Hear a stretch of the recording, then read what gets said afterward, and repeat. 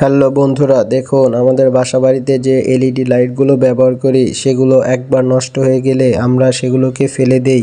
কিন্তু এই ভিডিওটি দেখার পর সেই নষ্ট এলইডি লাইটগুলো আপনি কখনোই ফেলে দিবেন না। সেই এলইডি লাইটগুলো আপনি খুব সহজেই ঠিক করতে পারবেন। তাহলে আর দেরি কেন, চলুন মূল ভিডিওতে যাই। দেখুন কিভাবে এই লাইটগুলো ঠিক করতে হয়। প্রথমে আপনাকে একটি ইলেকট্রিক কেবল নিতে হবে, যেটিকে এভাবে ইউ আকৃতির শেপে নিয়ে এভাবে চেক করতে হবে। তারপর দেখুন এই নষ্ট লাইটটির জন্যই আসলে জ্বলছে না। এই নষ্ট লাইটটি ঠিক করতে পারলে আপনার পুরো সার্কিটটা সচল হয়ে যাবে। তারপর এই নষ্ট লাইটটিকে আপনি মার্ক করে নেবেন। এই মার্ক করা লাইটটিকে ঠিক করতে পারলে আপনার পুরো সার্কিট ঠিক হয়ে যাবে। দেখুন কিভাবে ঠিক করতে হয়। এজন্য আপনার প্রয়োজন হবে একটি কাঁচি, এবং সেই কাঁচির একটি মাথা দিয়ে আপনি নষ্ট লাইটটিকে এভাবে ঘষে তুলে ফেলতে হবে।